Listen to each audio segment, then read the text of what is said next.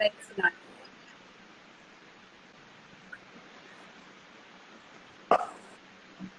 Hi, every morning. Thank you so much for joining us today.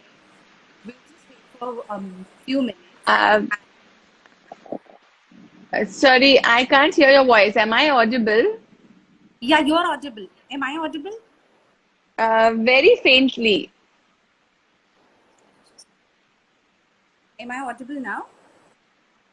Uh, no, I can hear you very, very faintly. Sorry. Am I audible now to you? Should we reconnect?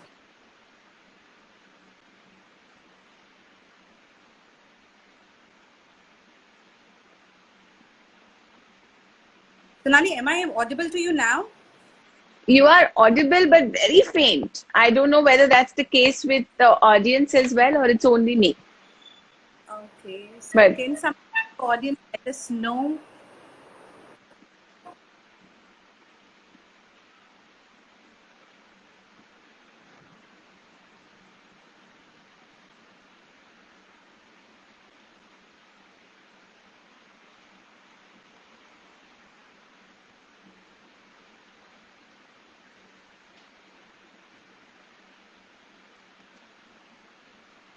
Okay, so I guess can you check your voice levels, because I think someone from the it's audience, showing correctly. I'm audible clearly, right? you are audible very clearly. We can hear you very clearly. Okay. Okay. So let's start with today's show. Hi, I'm Nisha Ghoshal from company Nutrizoe, and we have our expert, Miss Sonali Shivlani, joined us today. So if I have to start with her intro, I think it will take me days to complete this. So I'll keep it short and simple. She is a mom turned professional expert. Yes, that's what motherhood does. With her passion and keenness to know more, she went ahead. Nisha, just one sec. I'm going to switch out of the AirPods and go to something which is without the AirPods. Just give me 1 second. Sorry, everybody. That's okay, we'll wait for you.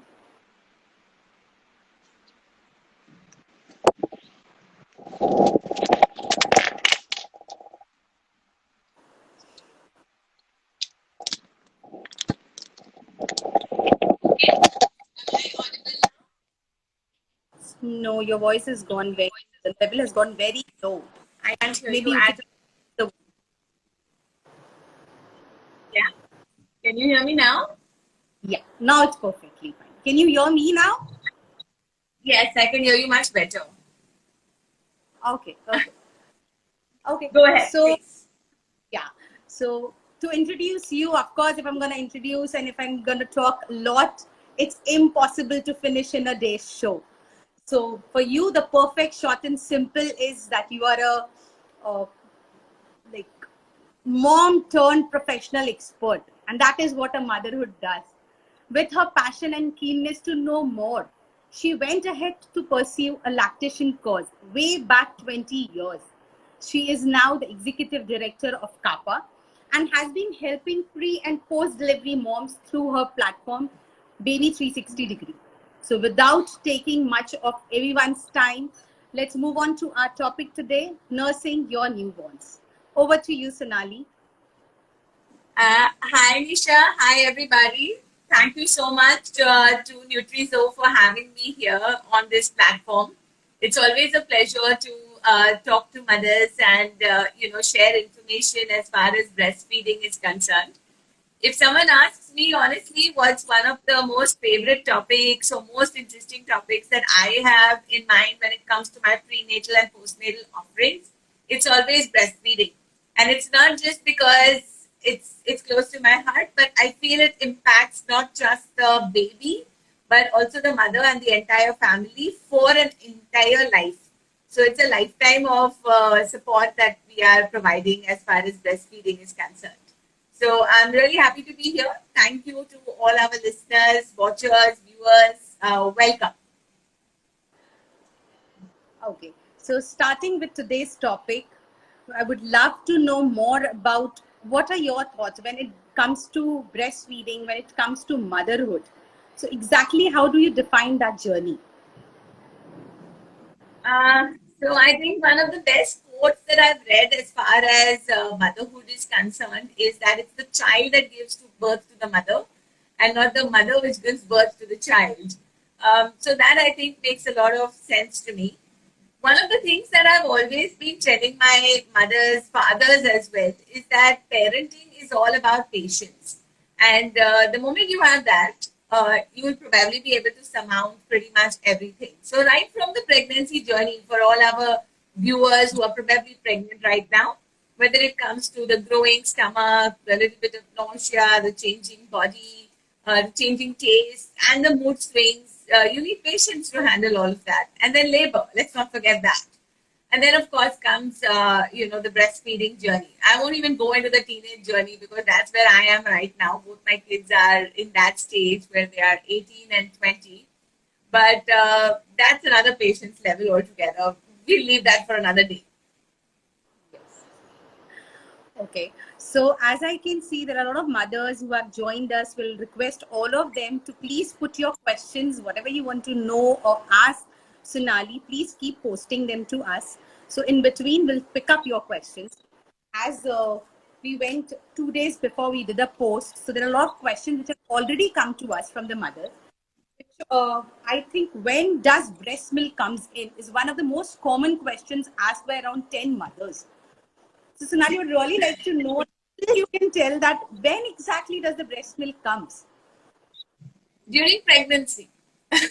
Oh, is I know, that I know that's not the answer. I know that's not the answer that a lot of mothers are looking for because they've not really. But so a lot of times we see that women during pregnancy, because of certain hormonal changes, they leak a little bit of discharge, and we call this colostrum from the breasts. This is not mature milk yet, and it stays in the colostral state because if it converts into mature milk, the mother would go into preterm labor and contractions.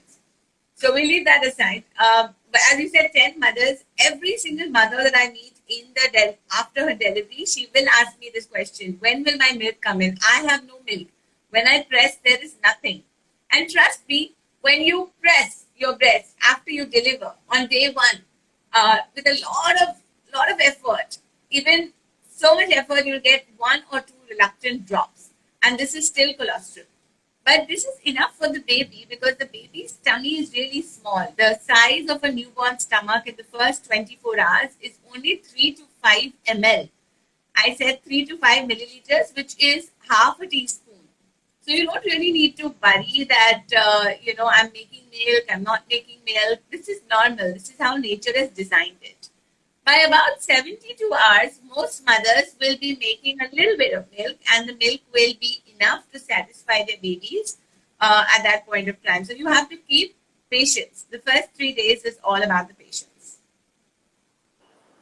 okay? Moving on to the next question. So, what do I eat to enhance my milk supply? So, you know, there's a simple explanation that I give for mothers over here. During pregnancy, the baby is in your tummy. So the baby is eating pretty much what you are eating. And when you deliver, the baby is now going to be getting nourished at your breast. So it's still from your body, which means you have to continue the same healthy diet that you were following when you were pregnant. So make sure that you eat everything. Don't skimp out on any foods. I mean, I think we have a lot of myths as far as food is concerned. Don't eat this, don't eat that. This is going to give gas. This is going to cause a cold. So that's not required. My simple explanation to food, if you're only looking at food per se, is that your meals should have 5 components. So you have your healthy carbs, you take your fruits and vegetables, you make sure you have your proteins, you have your calcium, which is really important, and you also make sure that you have healthy fats. So you can include nuts, seeds, olives, avocados, those kind of things in your daily diet. In addition, what we would suggest also is that you have plenty of fluids. So about 12 to 14 glasses of water every day is highly recommended. If you feel like having water from the refrigerator, I really don't mind, as long as you don't catch a cold. You shouldn't be an allergy to cold person. But if it suits you, ice cream, water from the refrigerator, cold milk, all that is really allowed, but all in moderation. There are obviously many galacticals which are also available. Now we have two types of galacticals that we divide this into. One is the traditional things which your mother and mother-in-law is going to want to give you, you know, like your methi, your bone, jeera, all of these things. So there's no harm. You can definitely go ahead and have all this, but just don't go ballistic over it. You don't need to have only jeera every day. You don't need to have methi, tons and tons of methi. That's not the idea. You can include it. Put a little methi in your dal, put a little jeera in your roti. Do that. That's absolutely fine. If you're looking at something which is more, ready to consume, then you get a lot of options in the market. We've seen three varieties which we are seeing right now. One is, of course, the traditional Shatavari powder. I think everybody's heard about it. In fact, I've heard mothers start consuming it during pregnancy, and I don't know why. One of the, I have nothing against it, but I just find that it's really sweet. It has got very high sugar content, and I see my mothers gain weight just because they are having all these wrong things post delivery. You can take it in the pill form as well. But one of the things that I've also seen with these pills is that it somehow causes a little bit of gas. So I have my mothers complaining that they're farting a little extra. It's your choice. If you're okay with that, you can think about it. I've also seen some bars which have come into the market. And the advantage over here does become that it gives you the same herbs and the same, galactico benefit. But it also comes with a lot of additional things because it is loaded with dried fruits, seeds, all of those oats and etc., which is going to be like a healthy snack. And I remember my own days as a mother when I was hungry in the middle of the night and I wouldn't know what to eat, or I'm nursing for long hours in the evening and there's no one at home, even my maid has left. So I could quickly grab something to eat. So that's where, probably a bar would come in handy. Something which is quick and in a packaged form, but is not artificially flavored. So much I can agree with you because I'm also mother of two, and it was really difficult to handle the midnight hour. And especially looking at nowadays, the COVID and everything, where you are alone with your husband when you're delivering the child, no mother-in-law or mother to take care or guide you properly. So with the discussion which we went ahead, I think mother named as Rupali Chaturya, she has asked, after delivery, which water is beneficial for mom's health? Human water or any else? Please suggest. So there are lots of waters which are given to mothers post delivery. I've heard of fennel water, ajwain ka pani, jeera ka pani. I mean, you can have whichever water you want as long as you have water. My main contention is water. I need you to have 12 to 14 glasses of liquids. You want to have a combination of all these? Please go ahead and have it. So I think the next question coming up is a perfect one for you, being at a position where you are, where you're facing every day. You're coming with more fruits and all that. So there comes a question. People always say many mothers can't produce enough milk. Whether it's a truth or a myth. So, in most cases, it's a myth. And so, what happens when you deliver? Now, of course, it's COVID time, so things are a lot more simpler. But earlier, when the mother would deliver, and I remember this for myself, both my kids were very obliging. They were born on a Saturday morning. So, by Saturday evening, my entire hospital room was like a party. And there were, at one point, I counted, there were almost 20 people in my room. So in that situation, for a new mother who's still absolutely a novice to it, it's very difficult to try to breastfeed a baby because breastfeeding, after all, is a very private affair. It involves the body, it involves bearing and all of that. So keeping that in mind, the first problem that happens is that we should stay away from visitors. We should first focus on trying to get the baby to latch on. The second thing is because we are still recovering, we kind of think, any which ways the baby doesn't require so much. So let me just take it easy. But even though you are not producing milk, stimulation is very important. So you need to latch the baby on often, which will send the signal to your brain that I need to produce milk. I would recommend that as soon as you deliver, you should latch the baby on a minimum of 8 to 10 times in 24 hours. So every 24 hours, the baby should be suckling at both your breasts for 8 to 10 times. This is necessary, milk or no milk. Don't worry, the baby is going to be very happy. They enjoy suckling. So ensure that you do that. That is going to send the signals to your brain that I need to produce milk, and you will not end up with a low milk supply at any point. Okay. So as last three questions were all around milk supply and the baby and everything, but still there is one thing which is prevailing a lot. Like mothers just leave that thing. They don't want to feed beyond third month, or maybe for longer months. So what is the benefit of breastfeeding for a mom's body? It's not only For, for the baby, of for course, yourself. yeah, that's been my favorite statement. Anyways, don't become Mother India. It has to be for you as well, right? Yes. So I think the best benefit that I'll start with that one, is that it helps you to lose weight. It's one of the key mantras, and we normally kind of have a number there which says that a mother will lose about 25 calories per session of breastfeeding. So if I said you're going to do about 8 to 10 sessions, imagine you're sitting on your bed and you're losing 250 calories. There's nothing in the world that can do that. That too doing nothing. No exercise, no. And connecting with your baby, right? Having fun and bonding and spending time with this cute little creature that you have with you, and you're losing weight. The second thing is breastfeeding also releases a hormone called oxytocin, and oxytocin is the same hormone which helps your uterus to shrink. So it's the fastest way to that flat belly that you're craving or you're looking for. So breastfeed a lot. And these are, of course, aesthetics and things which make a lot of sense to mothers. But it definitely, it's the most convenient thing ever. It's the right food at the right time, in the right place, in the right quantity.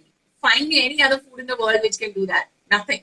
So if your baby gets up in the middle of the night, it's so super convenient. You don't have to get up. You don't have to go and prepare a bottle. You just pretty much pick the baby up, latch the baby on. It's still dark. You don't leave your bed. The baby doesn't really wake up, which means the baby goes back to sleep faster as well. So getting your night's sleep will become a lot more easier. I can still go on, but I think this much should be really convincing for the audience. And I think losing weight is the most convincing part. We can do it for our Absolutely. body. Yeah, that's why we start with that one. So even because we know how last 1.5 years has been, everyone being around COVID and that fear, that stress with the mothers. What will you suggest if a mother is sick? Should a mother be still breastfeeding a child? She's sick, she's not feeling well. So most of the cases, breastfeeding during an illness is absolutely okay, right? Because what happens is, it's really very, very small little technical fact. If I fall sick, what I'm exhibiting are the symptoms of the sickness. But it's quite probable that I've actually fallen sick maybe a few days in advance. So the virus or the bacteria has been in my system for a few days, and then I start exhibiting the symptoms. But those few days where I'm asymptomatic, my body makes the antibodies, which then transfer through breast milk. So we are okay with mothers breastfeeding through even, the common flu, the cold, cough, fever, also things like malaria, for example. There are just a few conditions which we say mothers should not breastfeed. If you're HIV positive, if you're taking chemo or radiotherapy, if you are taking antipsychotic drugs, if you, that's about it. The list is really, really actually very, very short and very serious ones. Yes. So coming up, the next question is from... I think the WHO has recommended that mothers are supposed to breastfeed even if they're COVID-19 positive. That should solve a lot of the questions. So the next question is coming from Richa. How long should I feed my baby in each session? Is there any time or any alarm to be put? So, technically, we would like the baby to dictate a feeding session, because only the baby knows how much hunger the baby has. You have to remember that the baby comes to the breast for a variety of reasons. Primary among them is, of course, nutrition. Now, the baby can come for nutrition either for a buffet, or the baby is coming for a light snack, or the baby is just thirsty and coming for a drink of water. So you don't know what the babies come for, so how can you dictate the timing? That would be the first statement that I would make. So I would allow the baby to dictate the timing. Now, some babies are quick feeders, some babies are relaxed feeders. I pretty much categorize them as my businessmen who will come in, finish their business, and leave, or they are the artists who are sitting on the banks of the Sian and sipping their lattes. So we Wow. don't know which you have.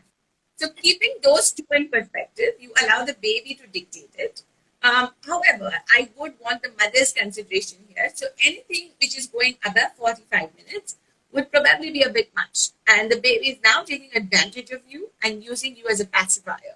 So you might not want to do that. So anything under 45 minutes and variable. So one feed could be longer, one feed could be shorter, it doesn't really matter. So moving on to the next question, as we have discussed about milk supply, so there are a lot of mothers who faces low milk supply. There are also a lot of mothers who faces heavy supply, like high milk supply. So they really want to know how to store that milk rather than just wasting it. There are a lot of things nowadays that can store the milk. Right. So if you're very sure that you want to store the milk, because what happens is one of the reasons for excess milk supply is overstimulation. So if I'm going to then proceed and use my breast pump and express, I'm actually still adding on to the stimulation levels, and I will keep on overproducing. So as a mother, you have to decide first whether you want to continue the overproduction because you wish to store, or you would rather work at kind of, bringing yourself to an equilibrium. So we'll assume that you're wanting to store. So you use your breast pump, you express milk. You can store the milk in either a steel container or the baby bottles that are available or the milk bags. These are the three options. I know there are a lot of people who are anti-plastic, but the baby bottles are BPA free and the bags that are produced are also BPA free. There are a lot of people out there who are very pro glass. We should not use glass containers to store breast milk because the white blood cells in breast milk will stick to the glass, and then that's a life component which is very essential. So when I say white blood cells, everybody knows they're the soldiers of our body. So we want to transfer those antibodies to the baby. We don't want them stuck in the glass bottles.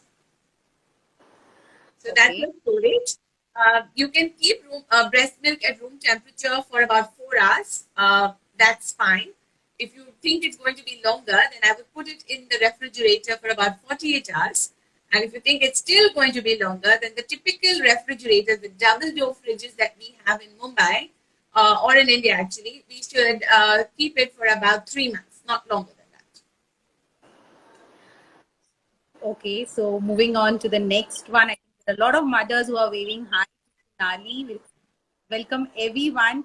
Please keep posting your questions. If you have any questions, please put it down. We'll take up our questions.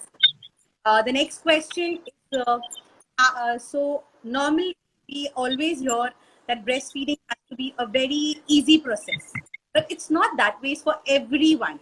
Some mother faces engorged breasts. So how to handle that thing?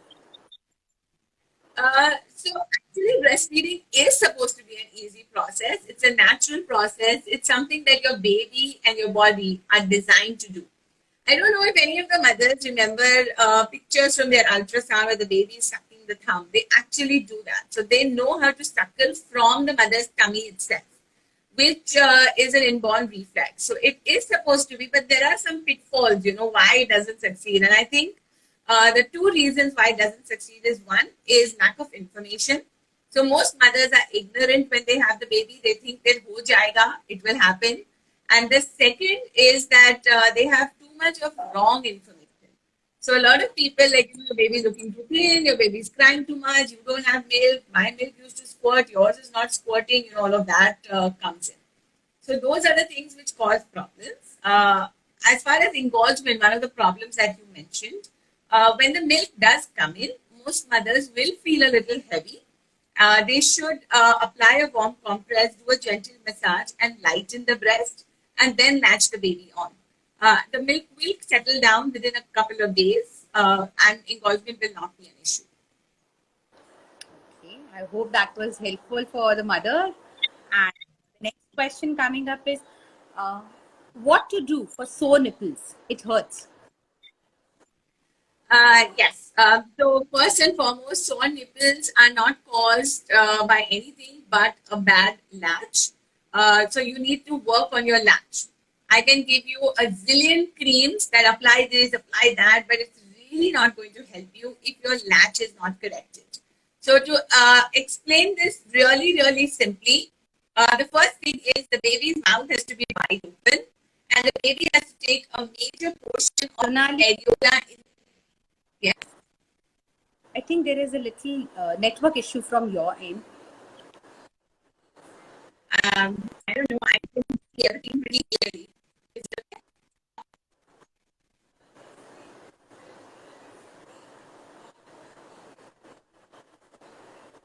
I can see your screen is being damaged. No, That's what I'm. we can't hear you.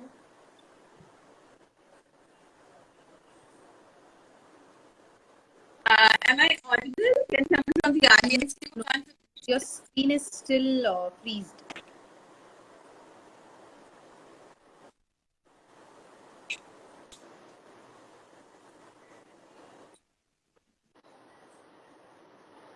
Okay.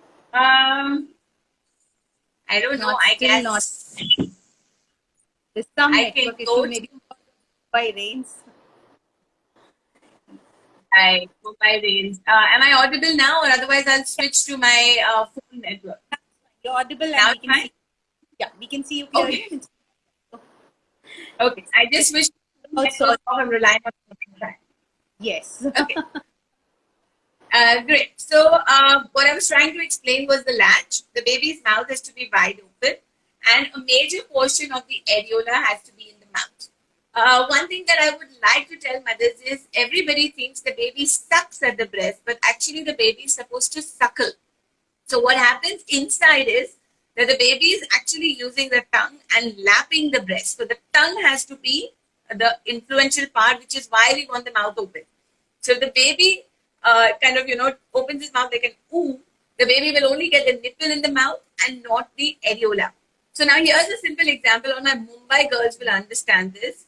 The baby has to be as if at Juhu Beach having a gola or a Big Mac from McDonald's, or open the mouth really wide, not taking a Coca-Cola or a Pepsi bottle and sipping it with a straw. So that's the differentiation that we definitely need. Once you get the latch corrected, there is no way that it will hurt you. It's really, really important to work on this. Spend the first 2-3 days on getting your latch sorted. So I am really enjoying the way you're connecting a businessman, vada pav to pav bhaji and to McDonald's burgers. Like, I'm sure mothers are going to remember all these examples when they're feeding the baby. And they will all be eating all the wrong things after this session, because I'm sure everyone's super hungry by now. Right. Okay. This coming up next question is from a mother named Neha. How much should the newborn be feeding every day? Is there any measurement? The measurement is in the urine count. So if a baby is breastfeeding, your baby has to pass a minimum of 7 urines in 24 hours. And that is fine. Anything above that is okay. So some babies might pee 15, 18 times a day as well, and that's normal. I'm sure the next question will be, what about the poop? So if a baby is exclusively breastfed, if they do not poop for 10 days, it's completely normal. And if they poop 10 times a day, that's also completely normal. So don't worry about it.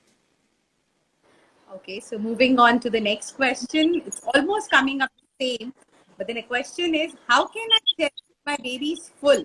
Is there any sign to look for that my breastfeeding is going well? There is So so the much urine, in this. I know. It's a standard thing, I think, as mothers, we do want what's the best for our child, and we would worry, at any point of time. And unfortunately, doctors' visits are so far apart. We meet the doctor once a month, the pediatrician, so we don't know. So the first, obviously, as I told you, is the urine count. The second would be, of course, the weight gain.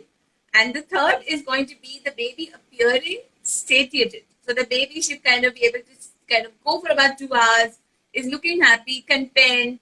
Those are signs that the baby is full. Sometimes, occasionally, and when I say occasionally, during the day, If the baby is a little fussy, because you might have some fussy periods, that's normal.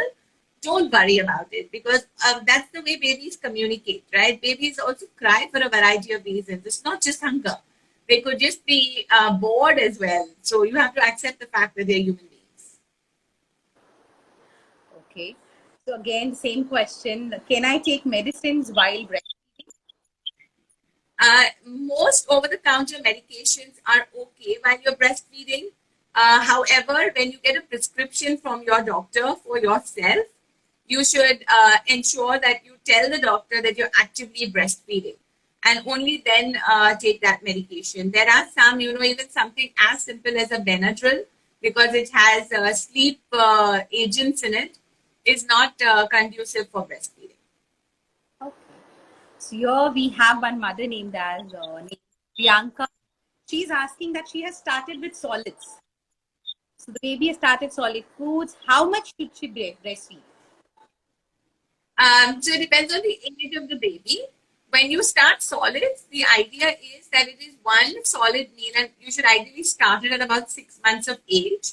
So one solid meal at 6 months, and the rest of it is still breastfeeding. At about 9 months, I would still expect that the baby should be 50% on solids and 50% on breastfeeding. And 1 year, the choice is yours. So it could be about 80% solids and 20% breastfeeding for comfort and relaxation and etc. And you can continue into the second year if you wish. Okay. Okay. So moving on to the next question. You should only eat plain food when you're breastfeeding. It's a myth or a truth? Total myth. You can eat everything as long as it's COVID safe. Let's just say that, right?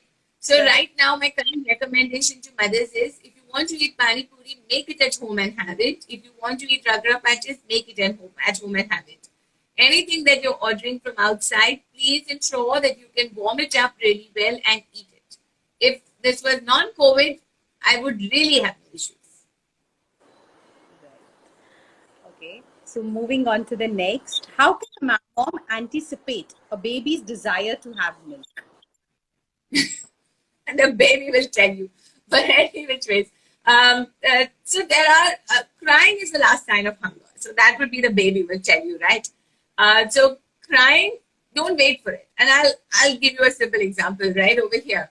Suppose you're sitting at home and you're watching television, and your husband walks in and says, I have a really bad headache. Can I get a cup of tea? And you ignore your husband, right? What's your husband's reaction going to be? Your husband's going to get a little angry with you, and he's going to probably say, did you not hear me? I have a miserable headache. I had a long day. Can you get me a cup of tea? And you still ignore him. Finally, your husband gets really mad, and he bangs the door and he walks out of the house saying, you're a horrible wife. That's your baby crying. Now, at what point do you want to give your husband that cup of tea? Is the time that you give your baby that breast milk. So what babies start doing is they start getting a little, they'll make their little sounds. They'll start turning, they'll start rooting, they'll turn towards the breast. You hold them, they'll turn towards you. They also get a little agitated. They start moving their arms and legs, and they go, they make those little sounds. So that's your baby asking nicely. Don't wait for your baby to bang the door and walk out. Feed the baby in advance. Right. So now so we have very few, one or two questions left, but this one is like even my favorite. So nowadays, so many have moved on to Google. What is your this thing that whether what they read on Google or they go to a proper expert for the guidance? So if you really ask me, one of my favorite taglines is I love Google. I love everything about it because I love Gmail, I love the search, I love Google Maps. It's made me so independent, I can go everywhere. Having said that, it's not everybody's cup of tea because it literally throws out a smorgasbord of information at you. And if you are not able to sift through it and pick up what is valuable, you can actually freak yourself out. So it's a good idea to use it. There's definitely, I'm not the kind of person, if a mother comes and tells me I read on Google, I would get offended. I would be fine with that. I would be really actually happy to tell her which direction she should look and how she should locate that information rather than go to any website out there. Okay, so there's a question from Mother Rupali. Can we use breast milk pumper just after delivery for good supply of milk? Will it help? Yes, you can. You can use a breast pump immediately after you deliver. But if at that time, since your breast is not at all producing milk and just making 1 or 2 drops, I would suggest you pump only for 3 to 5 minutes and not really for 15, 20 minutes. So just 3 to 5 minutes every 3, 4 hours. You can use your breast pump after you deliver. Okay. So moving on to our last question. Is latching painful? No, not. So typically, Anisha, what happens is that when the baby latches, remember I said oxytocin, that hormone which makes your tummy shrink as well, is the same hormone which is actually also defined as your happy hormone or your love hormone. So all mamas, use your Google and look up oxytocin. It is described as the love hormone, the hormone which is released when you first fall in love, when you first kind of, when probably your boyfriend held your hand for the first time. I was going to say husband, but let me say boyfriend. So when that's oxytocin, right? So if a mother is latching the baby on correctly, the latch is correct, there's no pain, there's huge rushes of oxytocin, which actually make the mother feel happy, elated, a sense of satisfaction comes into her. And it's one of the reasons why mothers who are successfully breastfeeding do not undergo postpartum depression as well. So the whole sum of this entire discussion is like breastfeeding is the solution of weight loss. It's for the baby stomach full, it's for your body, for your skin, for your happiness. There are so many things. Sonali, bringing like coming to an end to the entire thing, I would love you to help mothers with 3 such pointers. And we will request all the mothers to come back, whether you have followed those 3, you have any questions regarding that. So we'll be happy to help you with that thing. So 3 questions or maybe 3 such pointers for the mothers. Okay, so the first thing is if you are pregnant, make sure you get all the breastfeeding gyan possible, because that's something which will actually prepare you. When you deliver, you are going to be so overwhelmed that you're not going to be able to actually, read at that point or learn at that point or spend hours at that point doing research. So breastfeeding gyan during pregnancy. If you've already delivered, please tell all the mothers whom you are in touch with that they should give importance to learning about breastfeeding during the prenatal period. The second thing that I would say is do not listen to anybody. Trust your heart. It's very important, because you know instinctively what is right, what is wrong, and you're going to get a lot of people giving you a lot of advice. So no outside gyan. Please listen to yourself, trust your instinct, trust your heart. And the third is just ensure you keep patience. It takes time. Everything takes time, right? It took you 9 months to make the baby. When you learned how to drive, I don't know how many times your car stopped, and maybe you had a couple of accidents here and there as well. You did had a few mishaps. So why do you think that breastfeeding has to happen like that? It's not. So it takes patience. There will be a few errors along the way, and there's absolutely no reason to get worried about it. Just pick yourself up and go again. Wow. So I'm sure all our mothers who have joined us would have enjoyed our businessman talk, our pani puri, save puri talks, and the boyfriend talk, everything. But please take care of the baby, your body. And thank you so much, Sonali, for joining us today and to guiding all the mothers in these difficult times when they really need to know exactly what they have to do, what they have to follow, and to answer all their questions. Thank you so much, Nisha. Thank you to Nutrizoe for having me here as well. It was a fun experience. Same here. Thank you so much. Thank you, mothers.